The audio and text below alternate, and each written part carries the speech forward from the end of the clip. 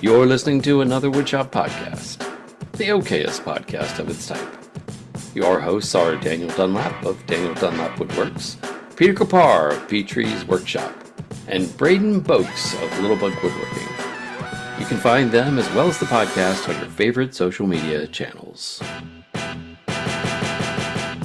Welcome to episode 225 of another Woodshop podcast, the 2024 Halloween Spooktacular, celebrating all the scary maker things like kickback on a saw, or running out of glue in the middle of a giant glue up, or finishing planing a bunch of lumber and then taking off your headphones, realizing that faint beeping sound you've been hearing for the last hour was your dust collector screaming for its life while you were stuffing it like a Thanksgiving turkey.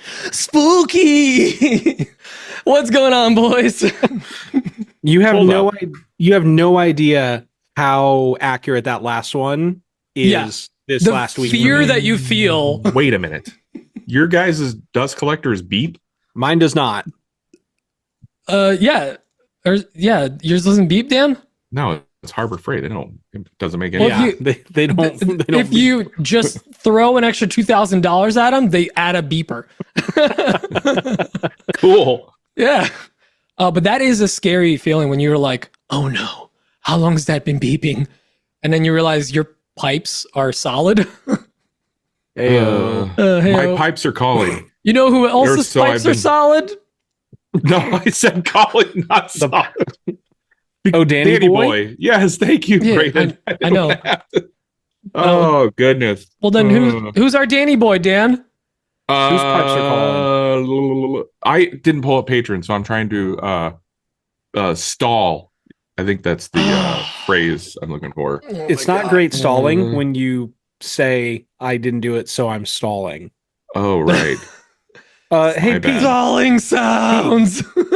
Pete, as a new father, I have a gift for you. Oh, God, what is it? How many tickles does it take to make an octopus laugh? 10. 10 tickles. 10 tickles. Yeah.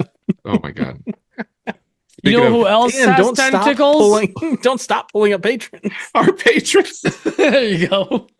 Hey, right off the bat, it looks like we have 5 new patrons.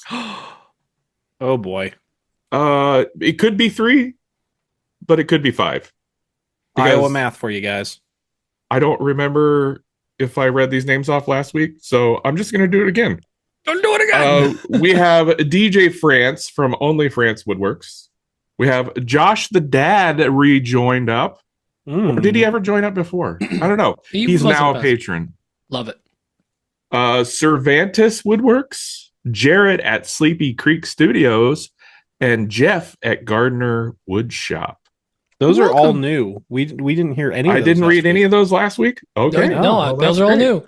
Those are my new favorite people. Welcome to the Matt Army, everyone. Oh, I love it. Yeah. Family's growing. Our family is growing. Let's talk about the matriarchs of our family. Matriarchs, patriarchs, because it sounds like patrons. They're the admirals of our flotilla. Okay, yeah, let's of our flotilla. let's give all these folks a shout out. Damon from BWG Woodworking, Jeremy Claybaugh, Woodwork and Weld, I believe that is Mike, Jake Miller from A Sweet Shop, Nurse Joy, that is Alex Adams. Nice. I don't like that. I don't like it because I know the context. I don't know the context. You'll have to tell me when I'm older. Why am I hot and bothered all of a sudden? Oh, you would or would because not he dressed be. up like a nurse for on the stoop. On a stoop. Oh, yeah, it was horrifying. Oh, I didn't. Oh, I'm so glad I didn't get on the stoop. Boy's got some legs. Yeah, Braden's just mad because he couldn't stand up for 20 minutes for unknown reasons. Let me continue, and then we can continue that talk. John Herbolsheimer from Living Lath Woodworks, Jared LaPuma from LL Builds, Tyler Booth from Temecula Yard Games, Henry Lutens at Manfreda Wood, Charlie Coons at Stubby K Studio, Justin Frazier Candy Woodworks, Sarah Goldstein with Rosie's Woodshop, Michael at Gillette Woodworks, El Jefe at Maker's Way, Victor from Whim Designs. Raw Doggin Mismatch Nips.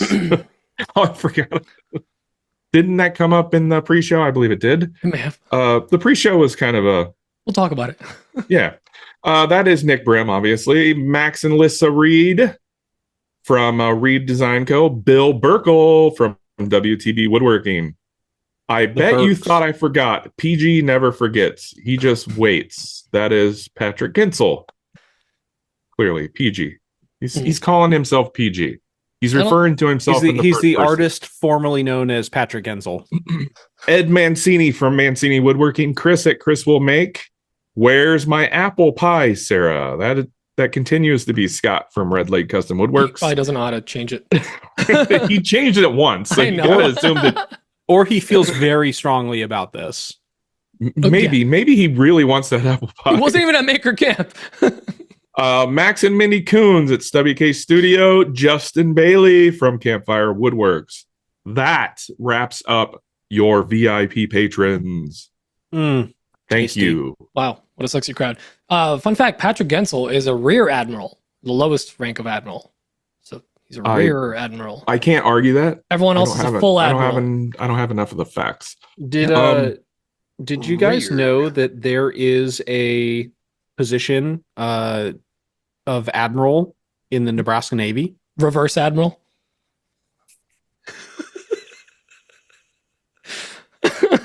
If you want to be an admiral in the Army, you can go to patreon.com/anotherwoodshop podcast and join over there.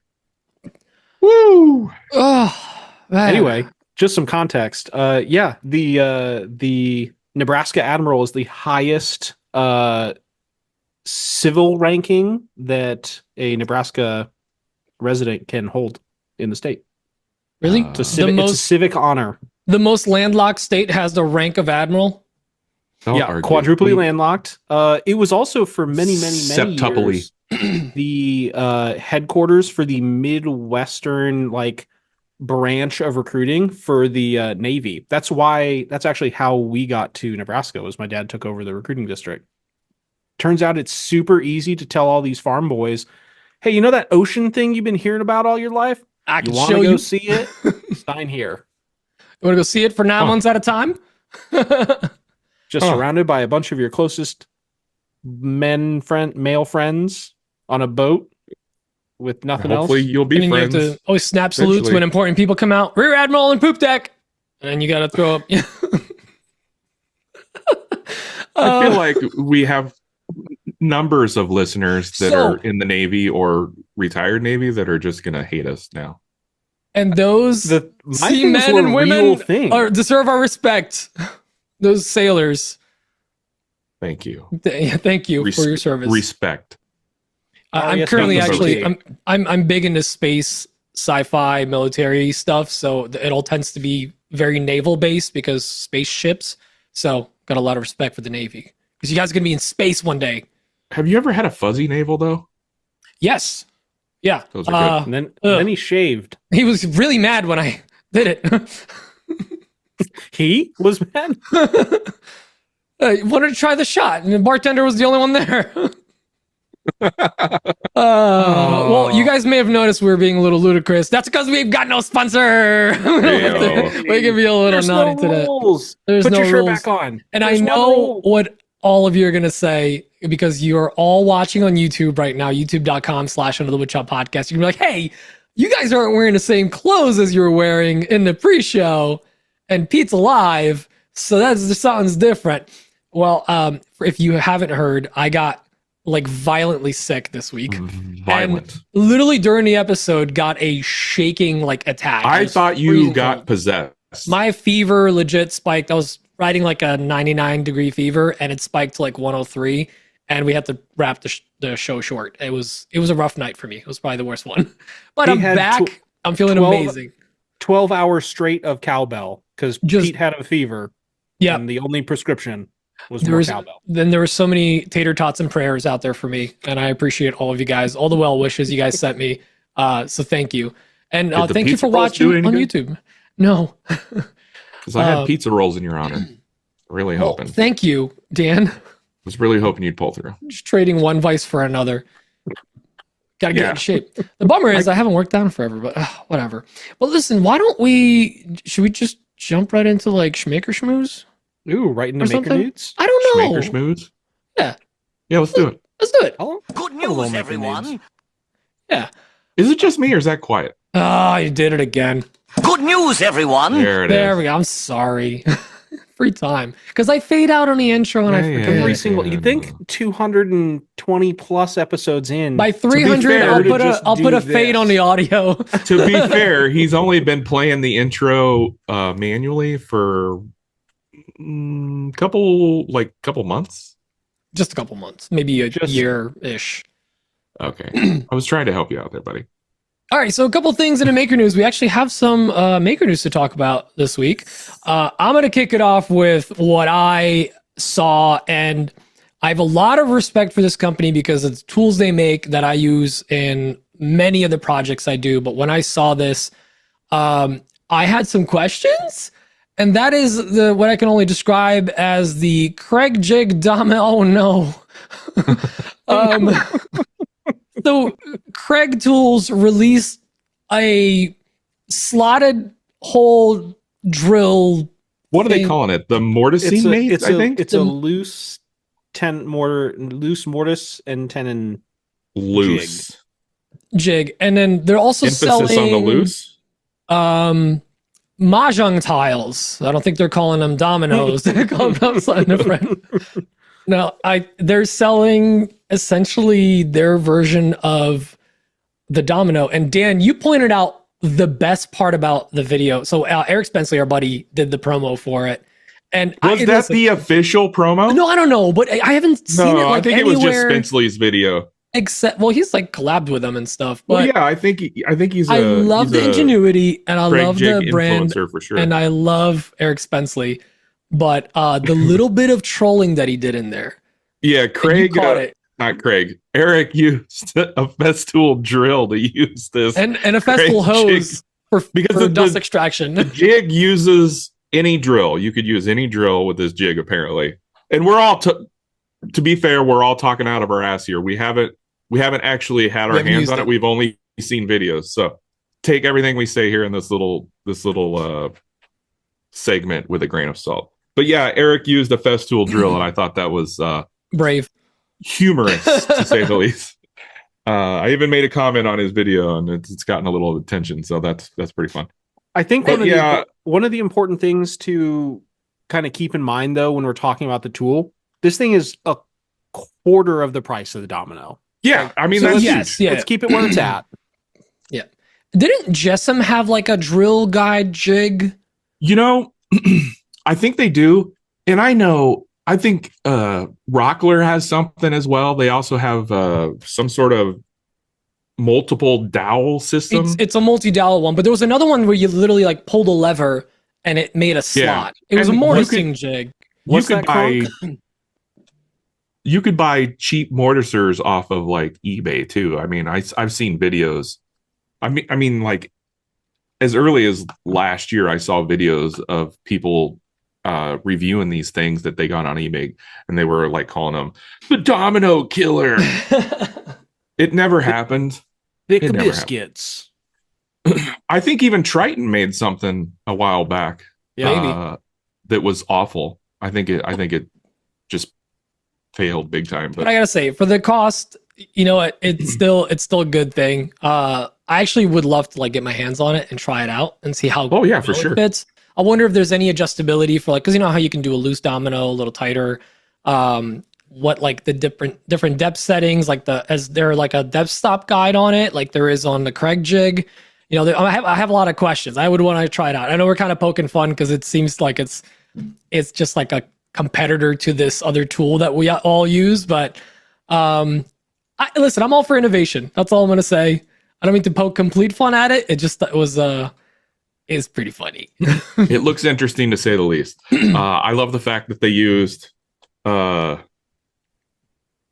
plywood directly on their plywood. Jig. Yeah, that was an interesting move, but yeah, I don't know. Well, we'll see how we were talking about this in the pre-show.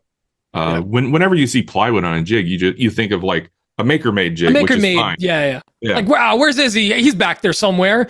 He had his hands on it. Izzy loves to slap plywood on something. It does make that part easier to replace, though, because if they use like a plastic sort of something, it would be susceptible to warpage and heat and transport, cracking.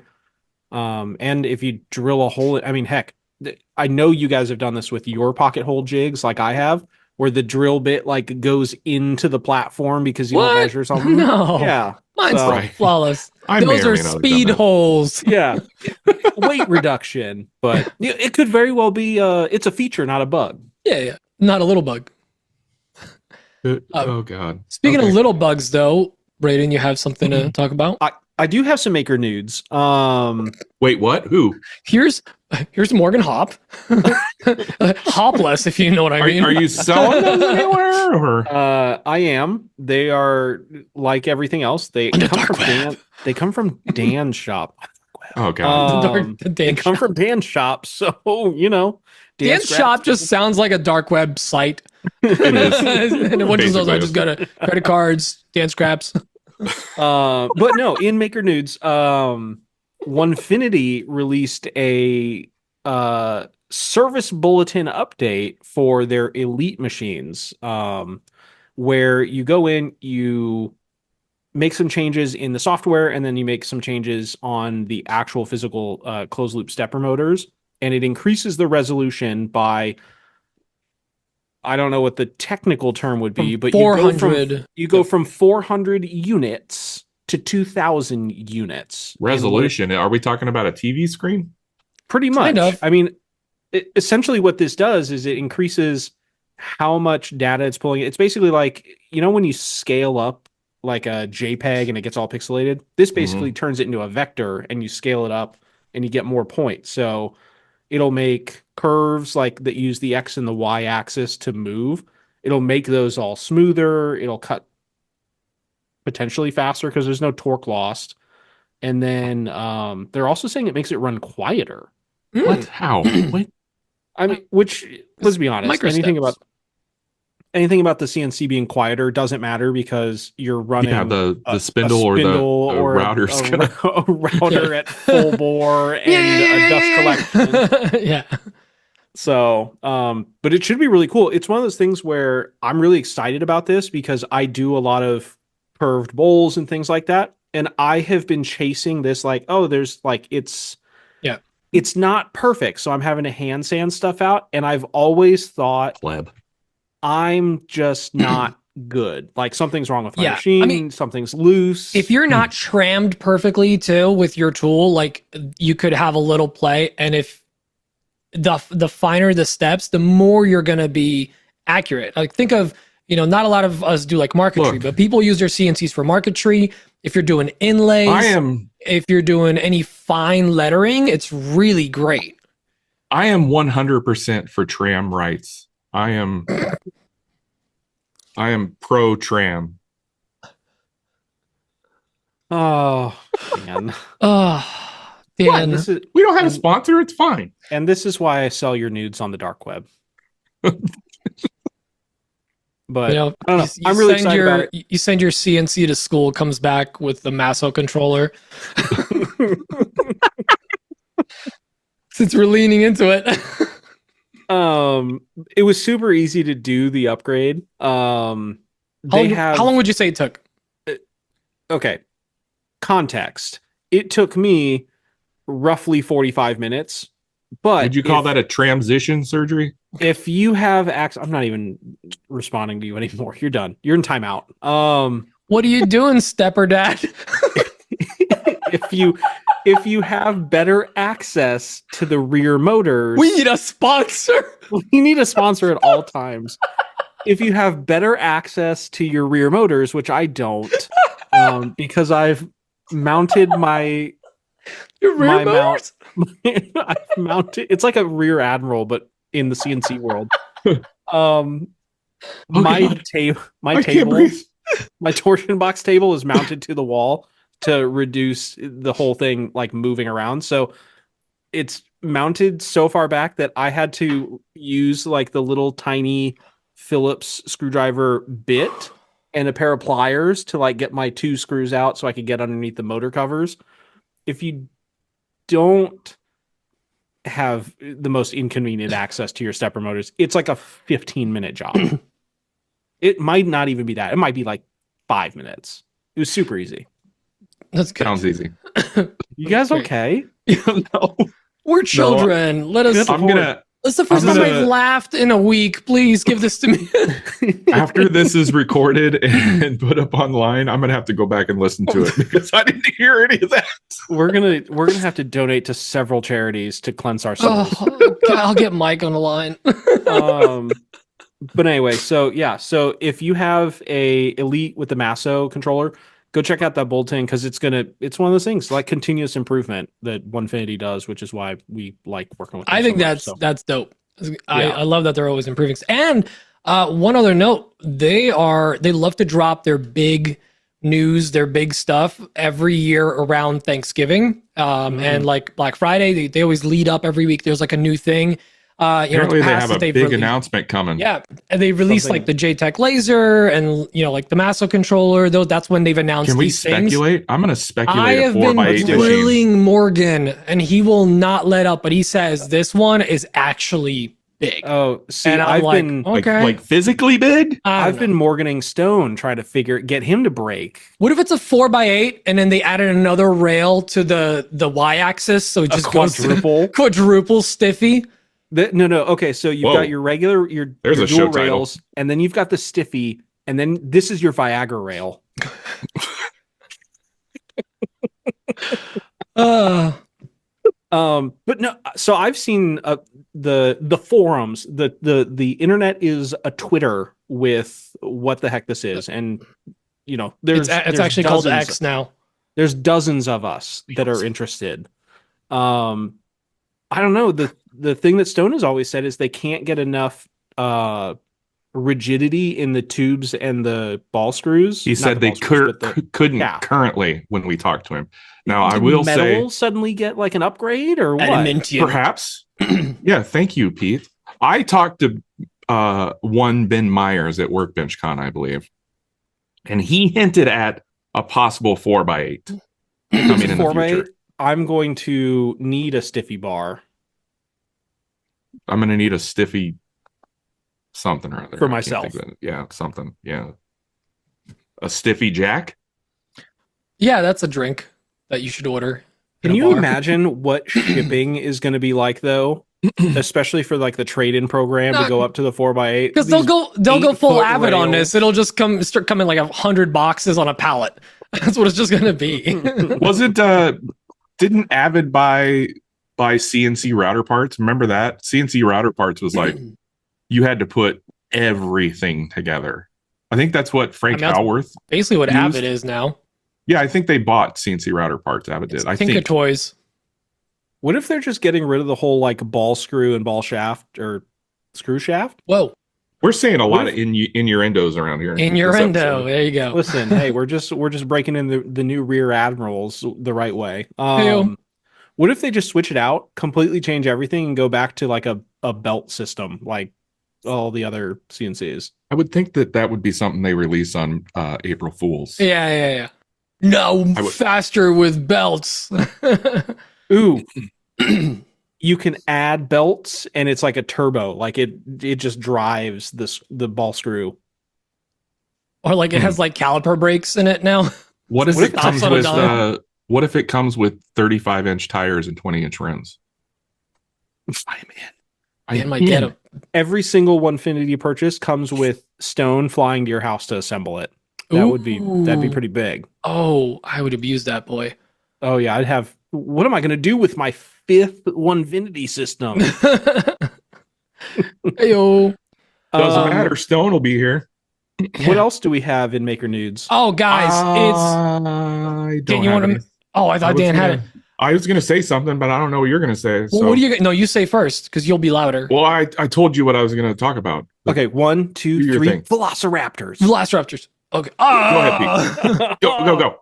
Oh, National Cutting Board Awareness Month. It is a very important month. That. Yeah, it's the month pre-Christmas where we make all our cutting boards so that we're not making them in December. It is a big important topic that not a lot of people are talking about. What one man is doing the Lord's work. By Lord, we mean the singer. She's great. She's big into, Cutting Board Awareness Month. And we are doing this for one reason and one reason only. And it is very important and dear to my heart. It is to troll Drew Witt. It is to troll him. Drew Witt thinks cutting boards are a joke, and he is a joke.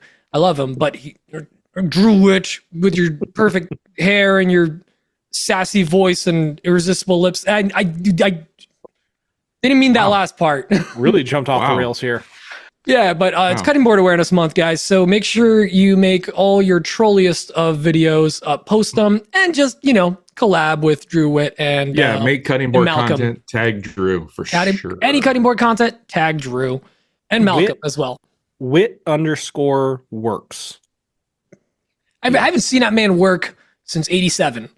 I didn't even know he actually did woodworking. I thought he was a 3D print boy, and I thought he just drew things. I didn't realize that's his name. Did you get the Drew Doodle pad? The Droodle pad? The Droodle pad.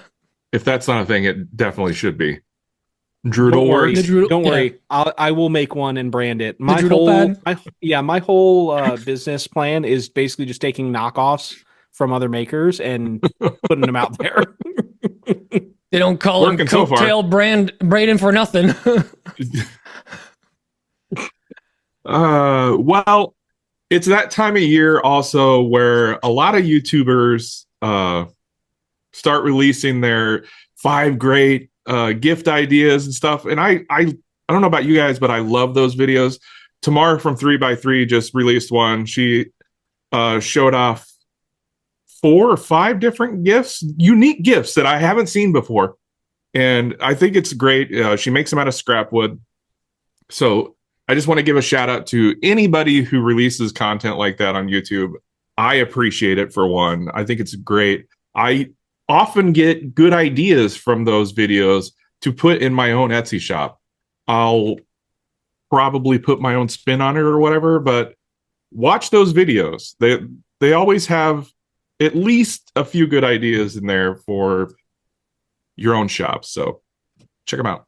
Shout out to Tamar from 3x3. Dan, you should make one of those videos, but it's 5 great holiday gift ideas from this pallet of Amazon returns. That reminds me, I know what I wanted to talk about on What's on My Bench. You just reminded me. Oh, but yes. Save it. Last thing I'm going to bring up is, in true maker news, the Maker Faire, which is a huge maker event. If you've never actually heard of the Maker Faire, it is all things making, from electronics, robotics, woodworking, metalworking, fabric, everything. It is all things making. If you've ever heard of Make Magazine or any of those make books that you would see in places like Barnes and Nobles back in the day, or in libraries, or just online, they're the kind of the originators of it. I believe it started in Brooklyn like many years ago. Actually, it started in Europe, I think, and then it was happening in Brooklyn a lot. Then in San Francisco. The Brooklyn one stopped happening. It's such a bummer because we don't get to go anymore. That's actually where I met Jackman for the first time. I didn't talk to him. I just was like, oh, that's Jackman, carving his Carolina boot or something at the time. So it's a super cool event. They just had the one in, I believe it's in California somewhere. I'm not going to speculate on the place, but they did something really cool. They took all of their seminars, all of the webinars that they had, they just dropped all of the videos. And they're all, between 10 minutes to 30 minutes. Did anybody pick them up, or? Some people are picking them up. They got some views here or there. So if you're interested to see what it was about, what the talks were about, there's some pretty cool topics. I think it's worth checking out. And I wish more events did this. I think it's great. Even if it was behind some kind of paywall, I would love to see the classes available from WorkbenchCon for a spectator pass or video only pass or something. That would be really awesome. So just a shout out to anyone that has any pull with any conference. If you can ever offer the classes after the fact for either free as a sample to see some of the cool stuff that the events are about, or to actually offer full classes and even behind a small paywall or ticket, I think it'd be amazing. More conferences need to do this. They could just call it the lobby, because that's the biggest reason why I've never made it to a class. The freaking lobby. The lobby. Braden is just full of good ideas. I got stuck in the lobby. All right, that's it for our maker news. Good maker news this week, guys. Yeah, remember when we first thought of this tonight, and we're like, I don't think there's anything there. I don't think There's no anything. news. No news. All right, I guess let's get on to the other thing that we have. When I can find a button. There it is. What's on my bench? So Dan, you were so excited to tell us what's on your bench. Yeah. Oh, I got several things on my bench, but let's talk about something that I mentioned in the past. I mentioned that I was working on a YouTube video. Okay. You guys remember that? Yeah, and you said then you were going to scrap it all and start from scratch.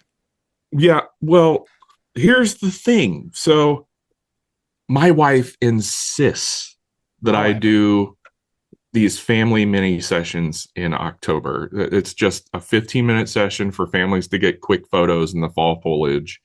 And I do them every October. And lately she's been doing all the behind the scenes work, because I'm like, if you want me to keep doing this, I will take the photos, but you're going to have to do everything else. You're going to have to email people. You're going to have to do all that back end work. So she did all that. And then she got my camera ready, and without thinking or asking, she formatted my card, and it had all my footage from the YouTube video I've been kind of trying to make.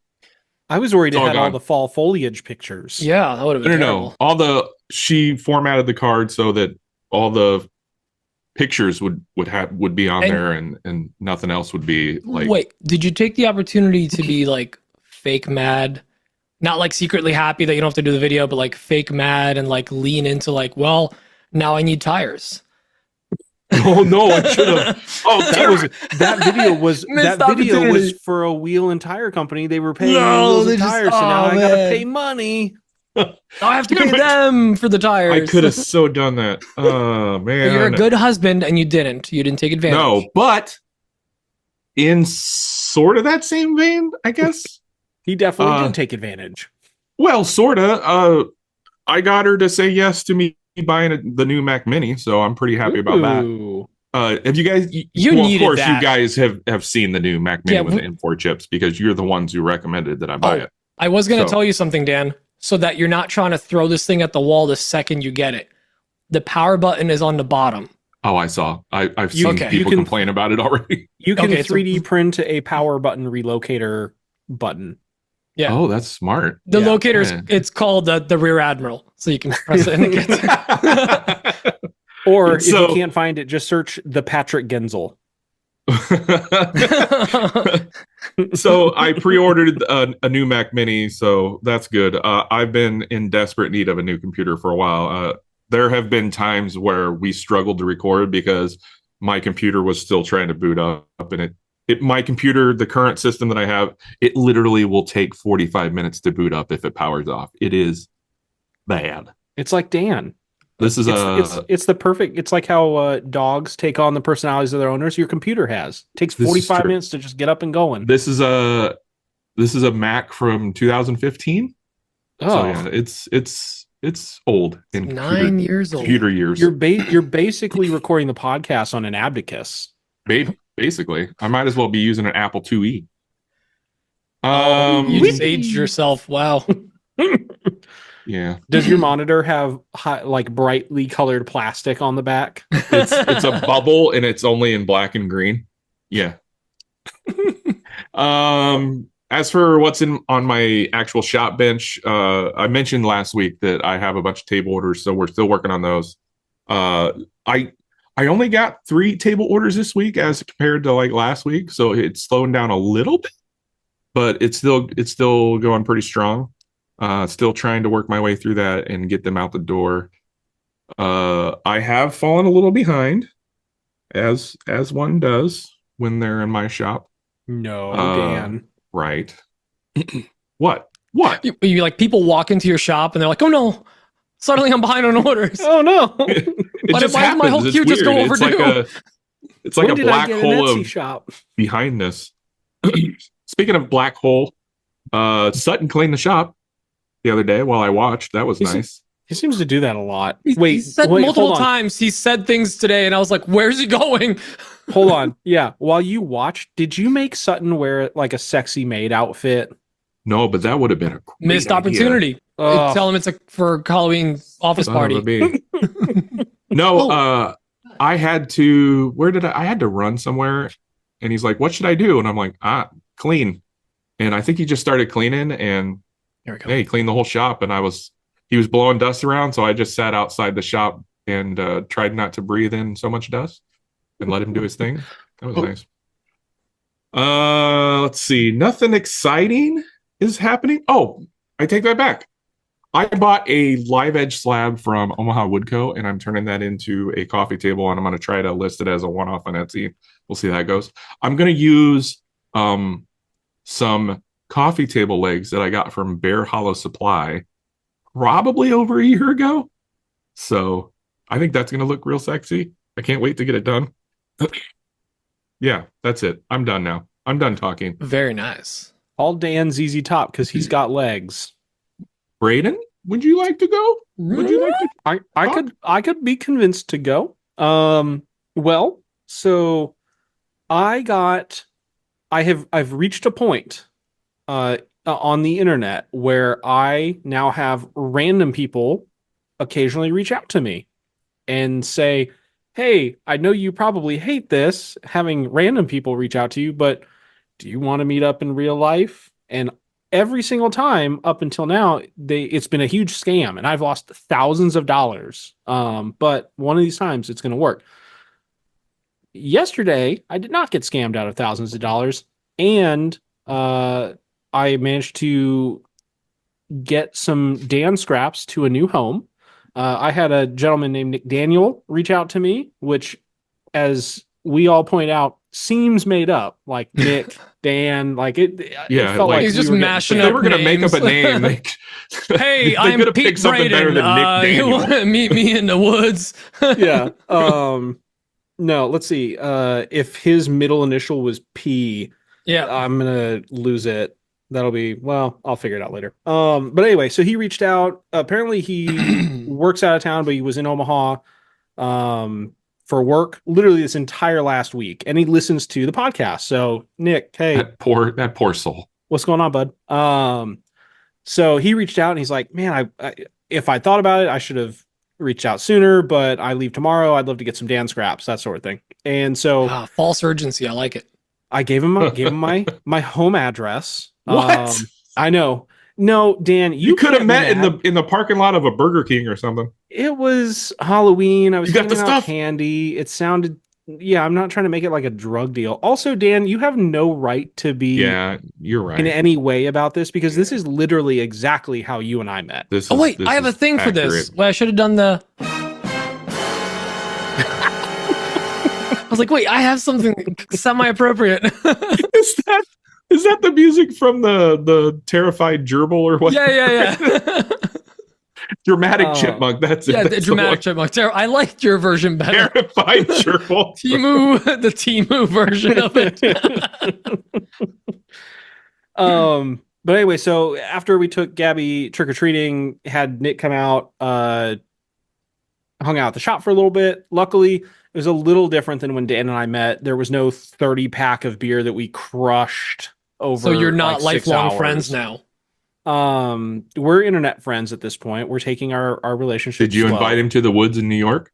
I did not invite him to the woods in New York. But he's a newer maker. Well, no, he has been a maker for a while, but he's, resetting up a shop, just moved, that sort of thing. And, it's cool meeting somebody that listens to the podcast, especially when he told me specifically, and I'm definitely not making this up, that episode 200 changed his entire worldview and life. What? That's a lie. That was the first one with me. He's lying. That's the first one. Oh, I get it. So you didn't end up murdered.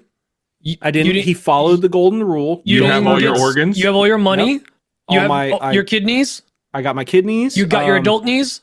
I've got all of my niece Awesome. of all age ranges. Although he did get a free laser out of me, though it was not under duress. Did scam you. Yeah, it was not under duress, and I offered. We were talking about tools at gunpoint, and software and things like that.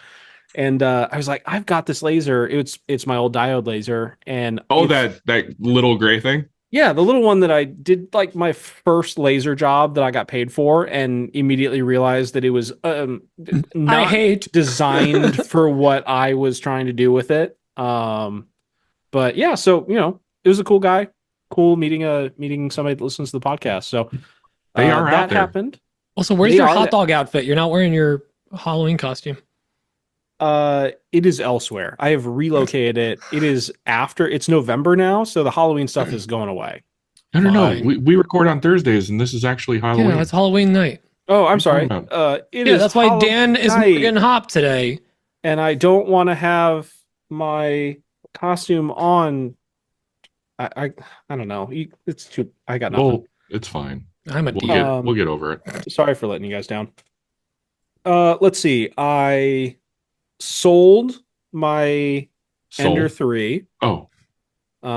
Yeah, I've been so happy with the Bamboo A1 Mini that I haven't even turned on the Ender in several months. So I sold that to somebody, and then I had a little package show up a couple days ago. I got influenced. And I say that, I mean suckered. Dave suckered me into buying a P1S. And you love it. And I love it. And if Kamani hears this, I will deny saying it, but I wish I'd gone with a bigger one right off the bat. But it is... But the P1S is the smaller one? Or the P1S is the... It's the same one that I got, but it has an enclosure. Yeah. Oh, okay. It's the step down from the carbon. Got it. Yeah. So... I didn't realize the bed was smaller on it. I thought it was the same. No, it's the same size. They all have the same size by bed. 256. Yeah. Yeah. They all have the same size bed except for the Mini, which is the only irritating part about the Mini. Wait, so why'd you say you would have gone bigger? I wish I'd gone bigger. The Mini has the smaller bed. You're saying out of the... I gotcha. I thought you meant with this one you wanted to go with the bigger one. Okay. No. Sorry, I misunderstood. No, Kamani told me I was going to regret going with the small one, and I said, no, I won't. I don't 3D print that much, and immediately regretted it. Here we are. Remember when I said I wasn't going to 3D print stuff, and yep. Now I kind of want to buy a third one. I thought about it. I don't need it yet, but my other one has paid for itself. Sell the Mini. I like the Mini. I like it for Gabby. It's cute. Yeah, it's perfect for printing stuff for Gabby. Yeah, I've got the AMS. My Prusa Mini, it's a beautiful backdrop thing. Do we even know if that thing still works? Oh, it definitely works. It just I've got better printers downstairs. That's a great printer still, but I just don't need it downstairs. It could just be a nice backdrop. Yeah. But listen, some people have red tractors in their background. I have that. Love you, bud. But yeah, it's been going nonstop. I'm really enjoying having the bigger print bed. One of the products I sell, I can get 90 units out of on the Mini. I can get over 150 out on the new one at a time. And because it has the upgraded processor. Are you 3D printing toothpicks? What the heck? No, he's undercutting me with one of my products. I charge more than you do. And it's a public file. Anyway. Whatever, I designed my own. Oh, question. I did not. Question? Yes. Are you 3D printing anything for our craft fair we got coming up? Because neither of us mentioned the craft fair we got coming up, and maybe we should mention that. That was all you talked about last week. I guess we should. I'm probably going to 3D print some stuff, but every time we bring 3D prints, they don't really do anything. No, we end up just giving them away to kids that walk by. Yeah. Because the kids are all like, oh, these are cool. Did you 3D print this? Yeah, you can have it. Take it. Yeah. Because none of the stuff is to the point where I'm like, oh. I got this rainbow silk filament. I think it's just dying to be printed into some dragons. Oh, well, you say plural dragons. That has enough filament for two dragons. Half of a dragon. Maybe some of Dragon D's nuts, but that's it. Ooh, that looks silk like rainbow truck nuts. truck nuts. Yeah. Okay. I forgot to add that to the thing to your what's on the bench. Dan got ripped off in filament, thinking he was buying. Oh full yeah. rolls. But like I said in the pre-show, I didn't pay for those. Those were my free Temu gifts for buying other things. So well, yeah, exactly like people, kids at the craft fair. Like it was cheap and small enough that they just gave it to you for free. Just to make you stop asking. It's like the smallest roll of filament. I think it's about the same size as like the sample roll that comes with the bamboo that I bought. Let's just say, because it's also measured in the metric system, drug dealers sell larger amounts of drugs than there is filament on that roll. Like just on the street. I don't know what 200 grams is. Never heard of it. But yeah, so we've got the craft fair coming up next week, this coming Saturday, not tomorrow, but the Saturday after. Yes. So Dan and I are both in the we don't have enough panic when we obviously have enough. You were in that. I think I have plenty at this point. I've been popping stuff out under the radar. I haven't been posting about it. Ooh, I got things. Secret stuff. Yeah. Oh my god. I can't wait to steal it and just rebrand it. That's fine. I don't care. Just give me some of the money. That'd be great. Oh, I thought it was really funny when you guys talked about the dust collector beeping. I did that.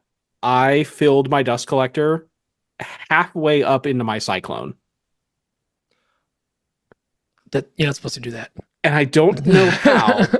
And the only reason I noticed was so my dad was over and we were taking 8-quarter ash and ripping it all and processing it down into handrails for like a staircase. Turns out the Laguna F2 does not like 8-quarter ash. There's a limit, and that full I found ash, not even quarter, not a half ash. No. Double ash. Double. Is that a 1.75 horsepower motor, or is that it was a 1 3 horsepower? No, is it 1 1/4? I think it's 1 1/4. It's either 1 1/4 or 1 3/4. It's not 2. 1.75. I think it is. My dad's been helping do all this remodel work that I'm building all this stuff for, and he needed a piece of OSB to fix some flooring, and I didn't have any plywood that was the right size. So he literally just texted me a picture. I planed down some solid walnut for him to use as underlayment. Just shove it in there. Just a nice little scrap. It's the best underlayment ever. Yeah. Walnut. It's great. It doesn't move. But yeah, nice and flat. We were processing all of this ash, and I noticed suddenly like I didn't have suction at the planer, and so I went to check, and I thought, oh, it's probably full. Probably need to empty it out. Went to I've got one of the Grizzly filters where you can turn the handle and it'll like whack, whack, whack, whack and clean out the filter. Now you're just bragging. And it wouldn't move. I wish my thing had a whacker in it. Ayo. Figured something might be stuck. Took my little bucket off to check in there, and the bucket is full to the nick brim.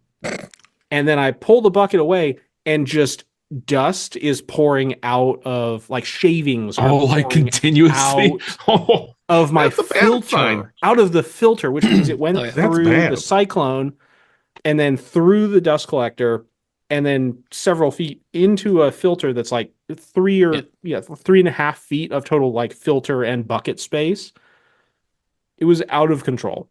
I'm shocked the thing didn't overheat or kept working. My intro was based on my true story with my Laguna, where I filled the cyclone and it was going for some reason a sensor just didn't trip and it filled my whole the back of it solid. Your Morgan Hopper. My giant. I need to put people's stickers on their Morgan Hopper, and then right at the edge is just Nick's face. It's just a brim.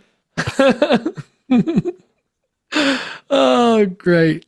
Yeah, that's the worst, man. Because cleaning those fins out, I think I ended up just completely pulling mine out and blowing it out outside. Oh, I did not do that. I just got it clean enough, and then I did the whack, whack, whack, whack, whack thing, and I kept on trucking. Because you don't have a Sutton to do that for you. I don't. I need a Sutton. You could get yourself a Sutton. I could get a Sutton, but I don't want to have to afford a Sutton. You would then de-Sutton another maker. I keep trying to get the friends and family discount on his labor, and he's not as interested in that.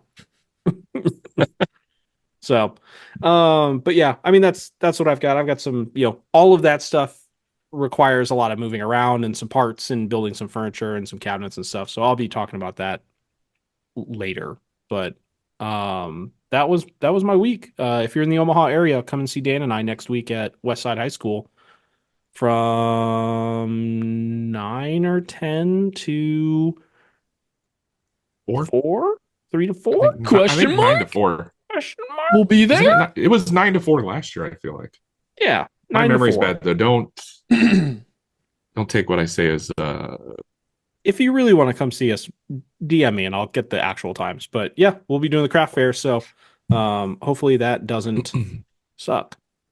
And then on the 23rd, we're going to be doing the other one that I've paid for and signed up for, but I haven't gotten any sort of confirmation email. So they have fingers crossed. Pyramid scheme. Worst communication, just the worst. Yeah, it's pretty bad. I'm going to get his phone number and try to get hold of him directly. I can't wait for you to call, and then this voicemail box is full. The number you're trying to reach is no longer in service. But yeah, I can see that as a possibility. That's my week. Pete? Hola, me llamo Pedro. You had nothing happen this week. I actually did. La biblioteca. So my week started by... I didn't talk about milling up the... not Paduke. Nice fart, Dan. I saw that. So last week I started milling up all the... or last Friday, I milled up all the lumber for the Adirondack chairs that I had very high hopes of finishing this week, or at least getting all the parts cut up. So I got all that milled up. Actually, I gotta say, so what I got the Laguna rolling assembly line thing. What do you call it? An outfeed conveyor belt. Thank you. My brain doesn't work still because I was sick. Sometimes mine works. Yeah. So when I got it, and it was part of a promotion, I worked with Laguna before, and I was like, those are cool. I have a crappy, a single roller, you just put somewhere where it's going to kind of catch the board. So I got it, and when I got it, the packaging got dented on one spot, and there was a dent in one of the rollers. So I was like, hey, any chance I could put in a service ticket to just get a roller? And they're like, sure. And they sent them photos. They're like, cool, we'll send you one out. Another entire conveyor showed up, so I have two now. Another one. So I set up, because these were 11-foot boards, and I set up these conveyors on both sides of my 735. And man, it was the easiest planing job ever. Once I get everything leveled out, just being able to feed these giant boards through was so nice. And I definitely was paranoid about, because remember last week I caked my entire filter and everything on my Harvey. So I was every couple of boards, I would run inside and check, where am I? Okay, it was 3/4 full. I am good. You guys are having some real bad problems with dust collection lately. What's going on? Shut up, Dan. I don't want to hear it. Mine works too good. Pete, I hate hearing that you have all of this support in and out of your planer, because my dad and I were doing these 14-foot board, ash boards. I don't even have the generic DeWalt outfit. We were just going in raw. You're going in raw.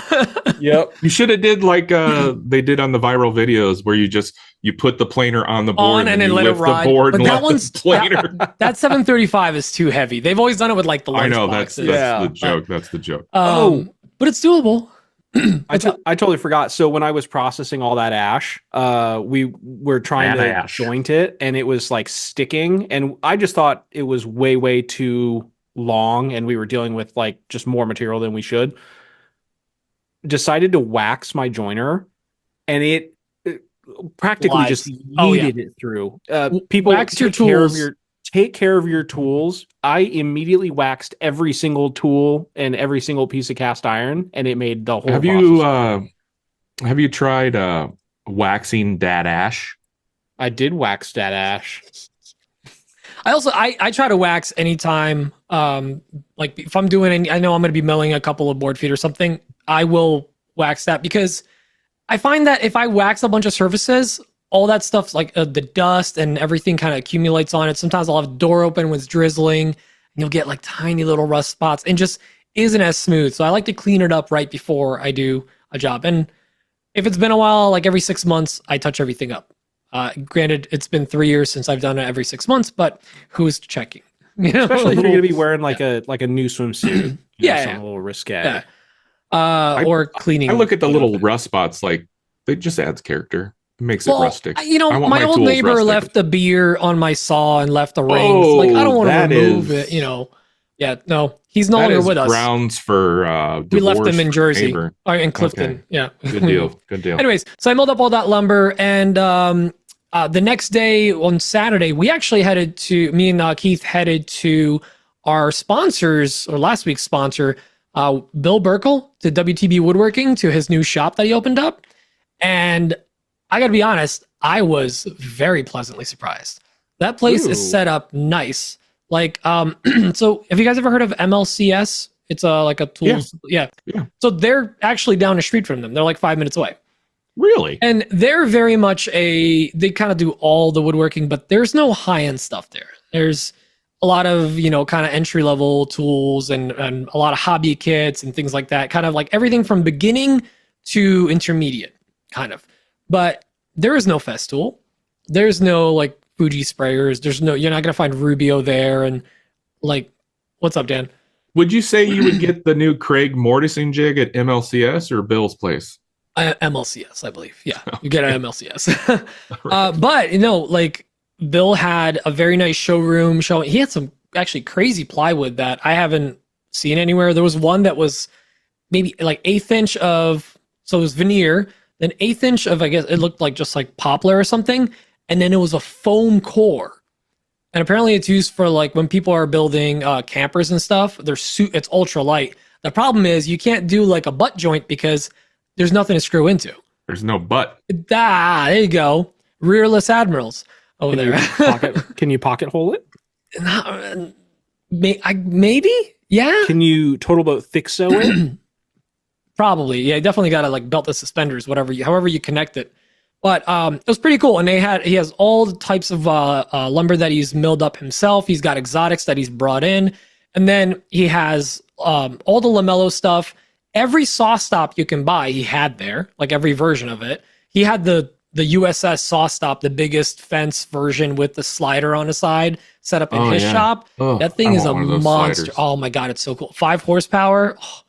I actually got to play around with the saw stop miter gauge. That thing's pretty nice. That thing makes the compass look. I hope you weren't playing with it. That is a tool, and you treat it with respect. With it. It has a really nice like flip stop because it's like almost like knuckles. It articulates so you can actually offset it and still be flat up against the fence, but have a pass through on the bottom after your cut. It's really nice. I think Harvey made an upgrade to their compass. They have like a version 2. Oh, do they? I think it has that now, I think. Well, I gotta check that out. You got to use my strong jig. They have a ton of bits and bits, also one of our old sponsors.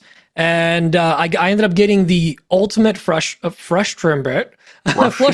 Flush trim bit. So I got the 3/4 inch with the dual bearings, and it's got a 1.25 inch cutting capacity in the center.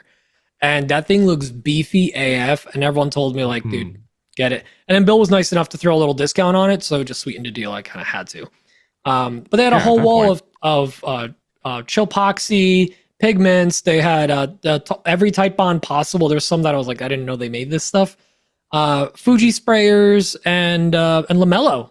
Like, that was pretty cool to actually, you can get your hands on lamello, the connectors, try that stuff out. So not only that, but there's food. I hung out with Keith, Mary from Mary Sai. Why am I blanking on her? Kodamari, thank you. Kodamari Designs. And we also had Justin Bailey. I think he's a listener. Never heard of him. Yeah, Campfire Woodworks. And then Joe from Delaware. I'm blanking on Joe from name. Delaware. Biden. Oh no, wrong. No, he was actually local to the PA. His shop is named. I'll find out. Sorry about that, Joe. But we're all there. It was a great time. We had some food, and they milled up some lumber on the spot too. Dude, that saw that he has, it flies through the wood. Like I guess it was recently waxed. Dude, yes, I guess I've never seen a bandsaw mill run in front of me except for like watching Matt Cremona mill up stuff, and he just makes it look like it's kind of takes a while. They were just flying through these boards, and then there was like this weird. It's a guy helping him out. He had this weird chest harness and a hammer, like a weird hammer, and he would go in like it was like a clip. He would like reload from it, and then like hit the side of the wood and then like bang it in. And I'm like, what are they doing? Turns out they have basically every tree they get, they find out where it's from or how it's been, how it fell or if it got cut down, a storm, whatever it is, where it came from, the location. Usually they have a photo of it if it was still standing up. They tag each board with a barcode that goes into this database with all this information. Then the full stack gets a QR code. So if someone buys a board, they can get matched boards, and they could also get the QR codes. So some people, what they've done, and it's actually really cool, they've laser engraved the QR code on the bottom of the project or on a drawer or something. And when the customer scans it, they see the tree and the boards and then the finished project. Oh, that's cool. I thought that was actually really cool. So they get like a whole story. They get a whole story with it. That's cool, man. It's like when you buy like steaks at the store and they've got the picture of like, this was your cow. This was Bessie. Oh, Bessie is delicious with ketchup. It was great. Yeah. Oh, shut your mouth. I got you. I hate you. But anyways, after that, I had a lovely 5-day forced vacation where I was violently sick. By violent, I mean, I had a constant fever of about 100 to 103 and change for like 5 days. And then on Thursday, that don't seem normal. It did not. It just kept going up and down. Wednesday, I finally got some meds, took them. The pharmacist told me like, yeah, don't take any Advil or Tylenol anymore. I'm like, okay, I'll suck it up. So when we started the pre-show, I felt like, okay, I'm good. All right, fever's not high. It's like 99. I'm good. I must be feeling better. And then got like the worst shakes while we were recording. Then proceeded to have probably the worst night of no sleep and pain and like terrifying moments that I've had since I've gotten like original COVID when it first launched. COVID classic. COVID classic, where I kept waking up short of breath and not being able to breathe at night. That was rough. This, I could breathe great, but I had chest pains. It was a scary night. Woke up the next day. It's like it was a bad dream. I felt great. And you had a fever dream. Yeah. Did you used to read Word Up magazine? Salt and Pepper and Heavy D up in the limousine. I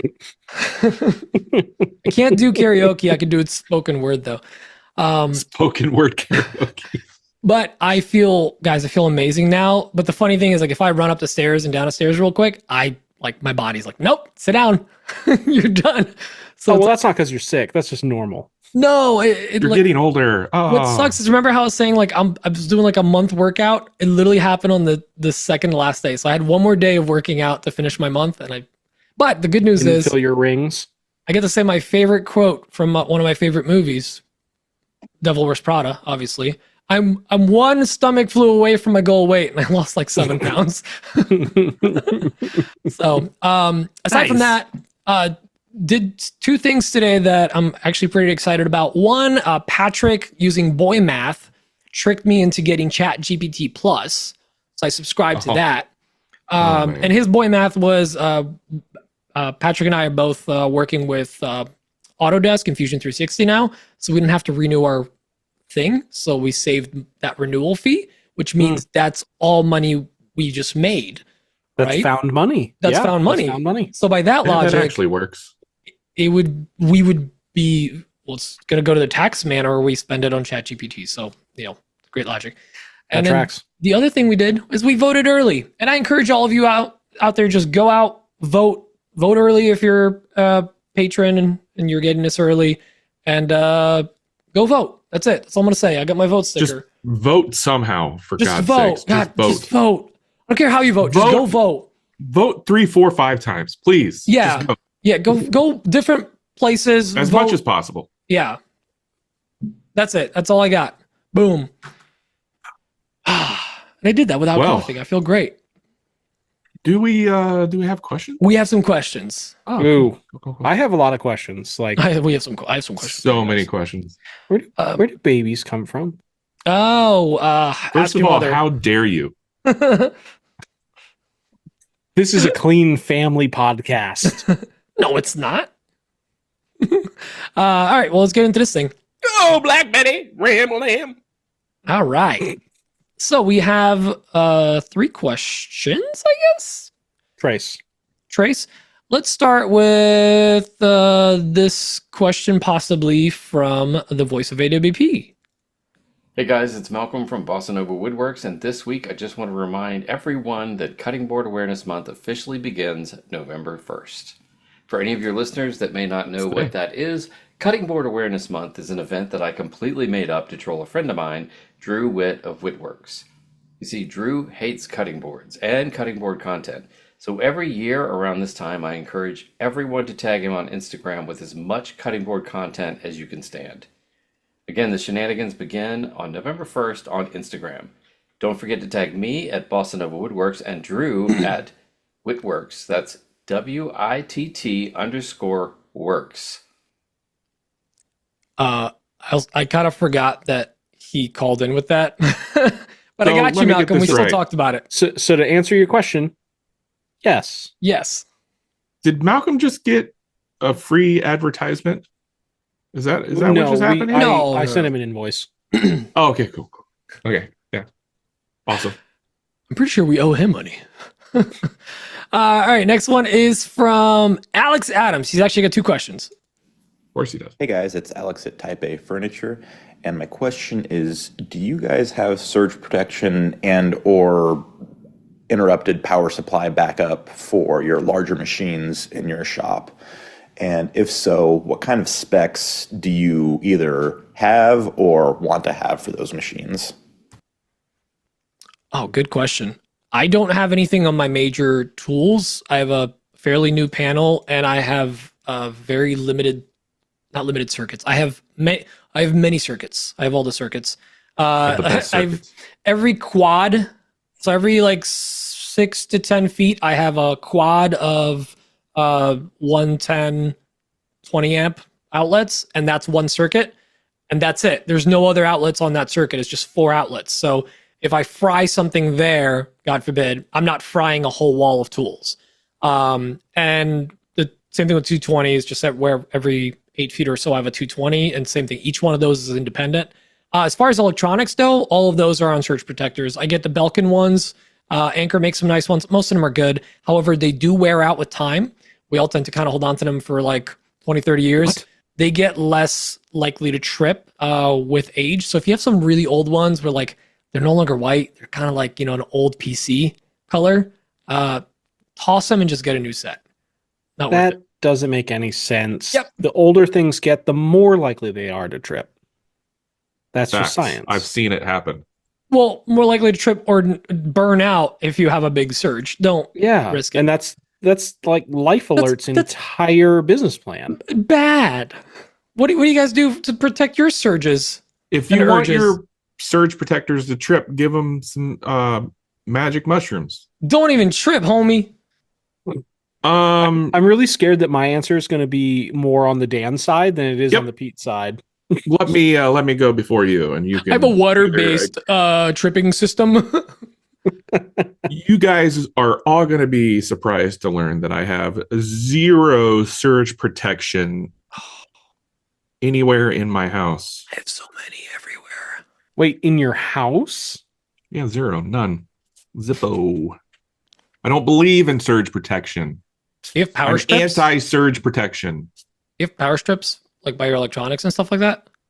Yeah, of course. Yeah, a lot of those have surge protection built in. They do not. Okay. I actively look for. You just say he goes in and disables without it. Surge protection. No, I don't have any sort of surge protectors or surge encouragement. backup power supplies. for any of my machines. The most I have is I'll have a few surge protectors for my electronics. I have a UPS for my computer system. What is that? Uninterrupted power supply. So it's like a big wow, Dan. I do have that on my NAS and my networking, so it doesn't like crash my drives. I have a big one down there. I've had it for years. It's probably needs to be replaced, honestly, but I have that. Kept beeping. I hit the alarm. It stopped. Keeps blinking at me. It does beep when batteries it's out. dying. That's my answer, Braden. Here we go. Well, the good news is, like usual, I'm somewhere in the middle. I have very minimal surge protection outside of just the fact that my shop is on a separate panel. Pretty deliberate on the runs. You know, we only have 6-ish outlets per what's the word I'm looking for? Wall. Not Run. wall, but per circuit. So, and I've got dedicated circuits for all the big tools. So I've got dedicated circuits for the spindle. I've got dedicated circuit for the table saw. All the tools are pretty much on separate circuits. Yeah, I have a circuit breaker box. Isn't that worth something? Yeah, it breaks some circuits. Technically, it will at some point. Cool. I also follow code with GFCI, so most of my stuff has GFCI in it. So, I mean, there's a couple layers, but there's no dedicated surge protection. I thought you only needed GFCI if it was in a wet environment. Moist. Outdoors, like the garage for code is considered an outdoor environment. Oh, really? That's weird. Yeah, Okay. it's the worst. But other than that, I don't know. I probably should do better, but I doubt I will. Braden, do better. Do better. Wasn't that the theme last week? At this point, I'm happy just to do. Oh, wait. I missed something from my bench. I had Too late. Nope. You got to wait till next week. No, I'm going to say it now. I had a little lull of feeling semi-okay, and I was on just Tylenol for fever reduction. And I somehow stumbled my way upon being on Shop Sounds on Monday. So listen to episode 110 of Shop Sounds, the lesser podcast. We shouldn't have let him say that. For me. That was really nice charity work. I snuck in. Did you listen to the intro? Because I snuck in AWP promo in there. No. I'll edit it out. It's fine. Don't worry. Perfect. Just I said one constant, we were the just third, a constant beat. We were their third sponsor, technically, according to what was said on the audio. Oh, that is funny. Got those free listeners, guys. Traitorous. That's probably, I bet you that's where the 5 new patrons came from. You're welcome. Boom. Oh. That actually might be it. Now that I think about it. Okay. You're forgiven. All right. Okay, next is a question from the Alex of the Adams family. It's Alex at Type A Furniture, and I got my drum sander set up and calibrated and everything, started using it, love it, and I'm curious if you guys have any tips, tricks, or other things that you recommend I keep my eyes out for as a new user of a drum sander, as well as I'm also kind of curious if going through that calibration process, I know that I'll be moving my drum sander around a good amount, and the surface is pretty uneven that it's on. So I'm curious if that calibration might go out relatively quickly if I'm moving it around. Dan, as a pro drum sander user, what is some advice that he should definitely not follow? Go. Dan's about to say calibrate ? More like Yeah, that's kind of what I was thinking. But no, one of the best ways to calibrate or at least level out your drum sander is to get a piece of like 3/4 MDF or some 3/4 inch Baltic birch and lower your drum onto the panel that you just put there, the birch or the MDF, and then like loosen all the pertinent bolts that you need. I don't know what machine you have. Well, he's not asking how. He says he got it dialed in. He got it dialed in? Oh, tell me you didn't listen to the question. I didn't. I was looking at something on Patreon. Alex got his drum sander dialed in and calibrated. And anything to look out for as a new user? Should you worry about rolling it around because the floor is uneven? Will that cause any issues with the calibration, the setup? Yeah, sure. I'm sure over time that could be a problem, but just do what I was saying. Use a piece of MDF or Baltic birch plywood to see if it's within spec. The one thing that I have the most trouble with, it's not necessarily the drum, it's the belt, the drive belt, the big piece of sandpaper belt. It is so hard to get that thing lined up and to keep it there. Like, once you get it to where it needs to be, don't ever freaking touch it. Don't ever touch the bolts, because man, is that a real pain in the butt to get aligned. Mine's not the sandpapery. Mine's like almost like a rubbery fabric, and I've never had issues with that. I've heard a lot of people having problems with aligning their paper, but not the paper, the drive belt. I'm sorry, the belt. Yeah. Sorry. Yeah. Mine is like a gritty sandpaper. It's a sandpaper. Sorry, that's why I said paper. Yeah.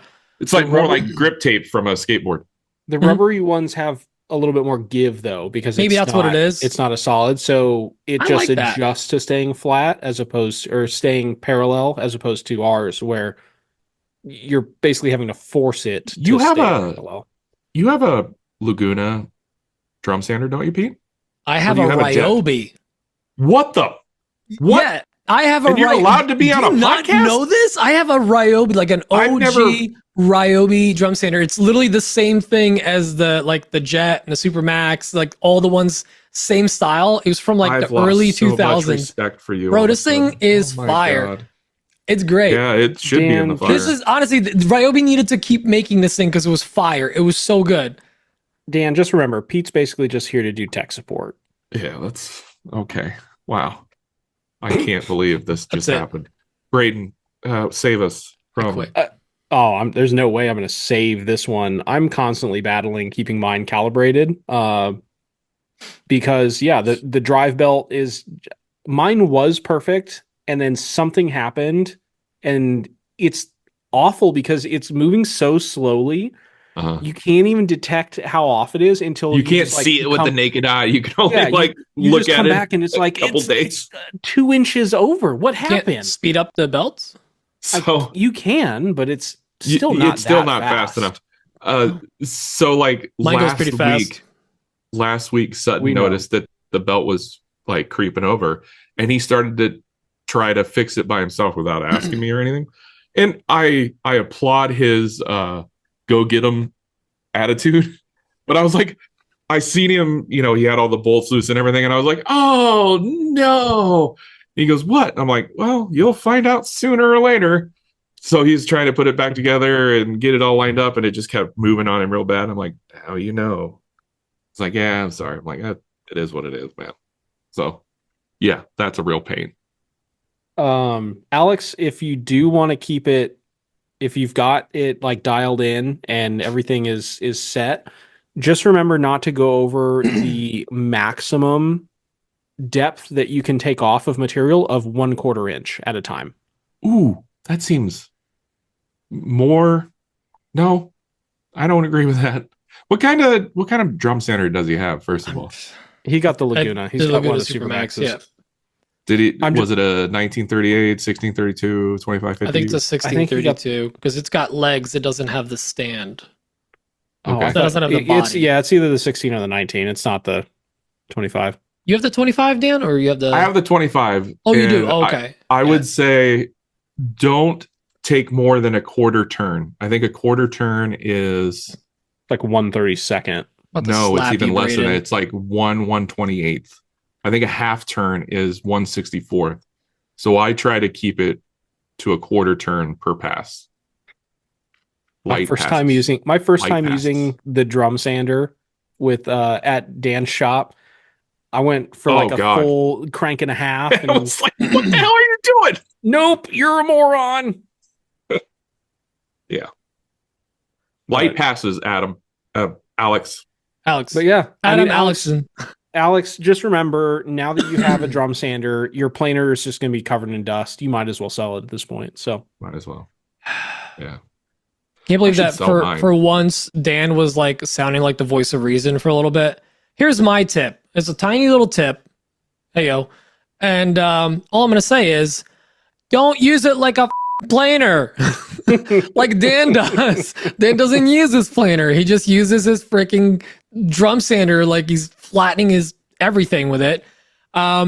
It can surface great. It's not a planer. You can take off a good amount of material, but also not if you got a wide sheet on there, you're gonna just burn up your paper. It's a 25-inch planer. That's how I look at it. Don't fight me. Don't go too deep with your passes because you're better off taking your time with the paper. Clean the paper often. Yeah, because it will gunk up, especially with if you're cleaning up glue ups. Sometimes that glue might have not set yet, or just kind of will burn in one spot. And the deeper you go, the faster it burns. So sometimes going a little faster with rougher passes. That's good life advice. Is good because it's not that the paper is that expensive. It's just it's sometimes it's a pain in the ass to put on there. Take it off and put on. You get good at it though. I'll tell you what. I'm really good at it now. So it sucked in the beginning. I will say that.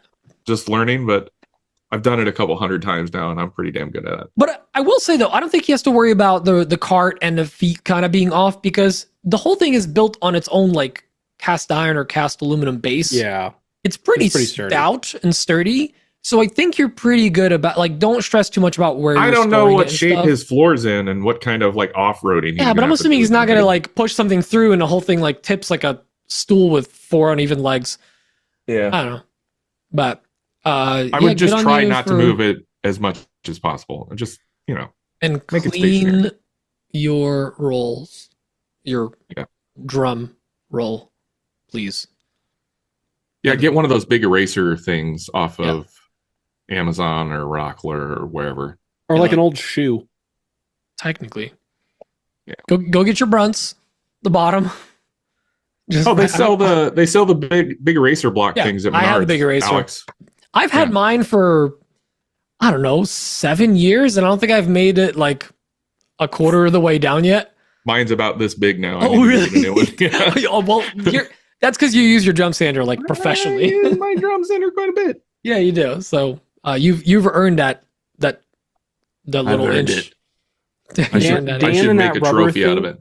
Dan and that rubber thing is like somebody actually running out of ink in a pen that they started with. Like nobody's ever done it before. Or finishing Dan's about to finish a chapstick.